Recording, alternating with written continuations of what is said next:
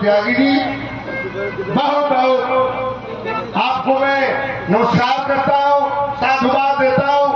सबके बहुत बहुत नमस्कार, प्रणाम बा। कैसन गीत गा दी, एगो लोके गीत गा दी भगवान। इतनी शालीनता थी उनकी, बहुत प्रेम से बोलती। श्री राधे, राजेश, श्री राम, राम बचन, तीनों दामाद, तीनों बिटिया को छोड़ करके चले गए। जगत पहलवान जी के तीनों दामाद की ओर से ये 500 रुपये का पुरस्कार। बहुत बहुत धन्यवाद, आप सबके बहुत बहुत नमस्कार। आइए। अच्छा मास्टर, अभी हम ढेर समय ना ले, बहुत कम समय में 15-20 मिनट में विधा के खत्म कर दे। आओ मास्टर, तनी कुछ बजा दो।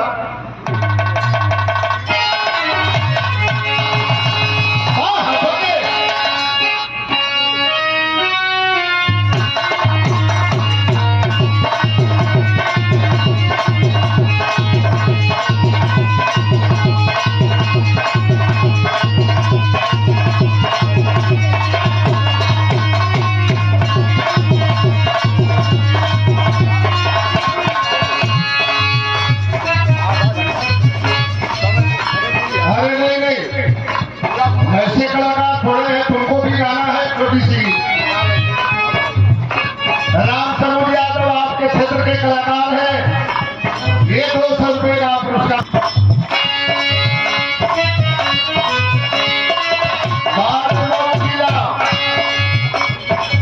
एक गीत के मऊ जिला के वो लड़की गौले रहा और दुर्गा दुर्गेश हमरे जगत पहलवान जी के भतीजा, दोनों बेटों की ओर से ये 500 रुपये का पुरस्कार। बच्चों के बहुत बहुत धन्यवाद। सब कुछ दे करके चले गए पहलवान, चिंता मत करना। पहलवान रहने के बाद भी हम लोग हरत भैया के साथ में है, बेटों के साथ में, जिंदगी में किसी चीज की कमी नहीं होने देंगे। यह सम्मान बुला प्यार मिलता रहेगा। लड़की को मेहरारू अपनी मदद के पढ़ाई करते, हम तो गई हो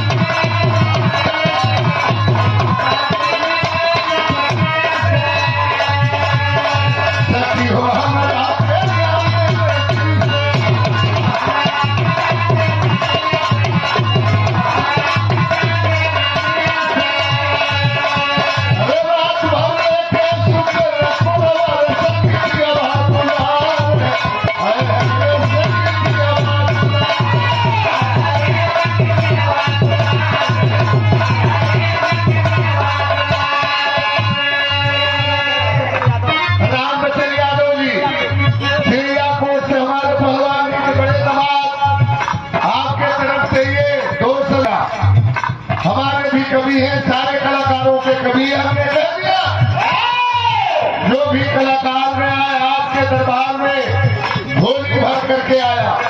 कवि जी को प्रणाम करता हूँ। हमारे गुरुजी कवि जी, हमारे गुरुजी आए थे काशीनाथ यादव जी। हम चाहते हैं कि विरहा बचे, लेकिन धारा विपरीत दिशा में है। जमाने के लोग क्या चाहते हैं उसको बताना पड़ेगा। जमाना किस तरफ जा रहा है। यूट्यूब का जमाना है, हमारे यूट्यूबर साथी है, सारे लोग मोबाइल खोल रहे हैं, देख रहे हैं, सुन रहे हैं। जरूर कुछ न कुछ बदलाव होना चाहिए। रामायण महाभारत से पुराण बहुत लोगों ने सुना, अब तो कुछ परिवर्तन होना चाहिए। एगो विरहा के धुन बजौलन हमारे तेजर कवि बैठल हो, कवि जी सरोज जी। अब इनकी मन में कहा इन्हें के लिख दिया ना, हम का दिहली। एक घर के जमाना में बियाह होता, सवेरे दुल्हन के विदाई हो जाता। पहले के जमाना में बियाह होके एक बात 3 साल पर गौना होके, 5 साल पर, 7 साल पर, 8 साल, 9 साल पर छोटे पर लड़का लड़की के बियाह हो गई रहल। अन्यथा मत लीजिएगा सरोज जी, मैं अपने हिसाब से गा रहा हूँ। हालांकि अब जमाने को देख करके थोड़ा हमने सोचा कि थोड़ा इसमें कुछ नमक मिर्चा मिला दें।